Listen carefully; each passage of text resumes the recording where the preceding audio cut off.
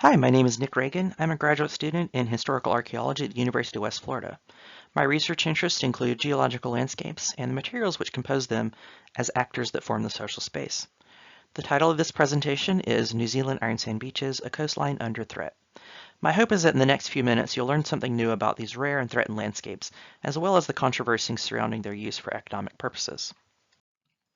What prompted my interest was this headline from the New Zealand Herald in February of this year. Quote, seabed mining should be in Taranaki economic plan, investor says.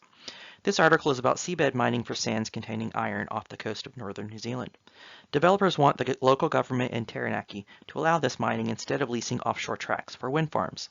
This is a timely topic in the country right now with both vocal supporters and opponents to the mining of these iron sands. I had the pleasure of visiting New Zealand recently and seeing these beautiful black sand beaches all along the western coast of the North Island. This is famous Piha Beach. Here is Garanui Beach. And here are some of the massive iron sand dunes on Kohia Beach, with some reaching a height of 275 meters or 900 feet. These black iron sands are composed of silicates and titanomagnetite. Their richness in iron has made them a historical resource of iron production, and are today the primary source of iron production in New Zealand, a $500 million industry. On the left here you can see an unweathered titanomagnetite grain, and on the right some well-weathered examples. These are relatively rare landscapes, as you can see from the few areas of yellow in the map on the upper left of the screen. In no other place has major industry developed from iron sands as it has in New Zealand. Bottom left is a map of the west coast of the North Island showing iron sand concentrations and how they're distributed by ocean currents along the coast. The middle map shows their origins in the central volcanic fields and then their transport via rivers to the coast. And then on the right you can see the distribution throughout the North Island.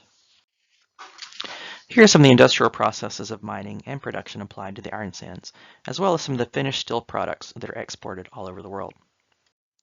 The issues at stake in this article and in general pertaining to the iron sands are coastal resource acquisition, the use of natural iron sands as an economic resource, the control of resources, who decides what can be done to a landscape, whether government entities, the public, private interests, maori, etc., weighing the economic costs, benefits of projects, seabed mining versus offshore wind against human uses of the beaches for individual enjoyment, economics versus quality of life, balancing the removal of coastal materials against preserving environmental integrity, shoreline preservation, disruption to flora fauna, landscape transformation, and of course, most crucially, the loss of these landscapes to human use. This is a very destructive process. Here you can see one of the largest iron sand mines in New Zealand. And new techniques are now allowing for the underwater mining of iron sands just off the coast using the technologies that you see here. Although it's not a large industry in comparison to, say, the US iron industry, you have to realize this is a small country of just over 5 million people, or about the population of Phoenix, Arizona if it were stretched from Pensacola, Florida up to Buffalo, New York. Tourism is an even bigger business, however, particularly beach tourism. And of course, beaches aren't just valuable as an economic resource, but these beaches in particular are home to some of the most biodiverse ecosystems on the planet, in part due to the iron-rich environment.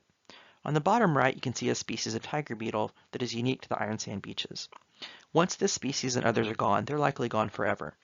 There's value in biodiversity and natural landscapes in their own right and not just as an economic resource. That's why it's such an important issue right now with new methods of mining that are disrupting landscapes and bioregions.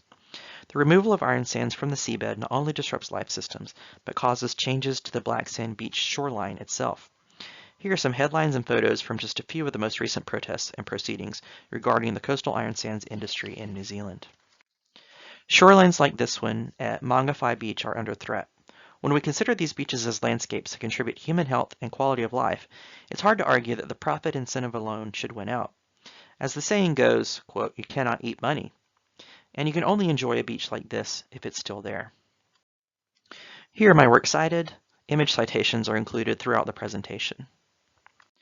Thanks, and I hope you've learned a little about iron sands and their relevancy to landscape formation and the social space.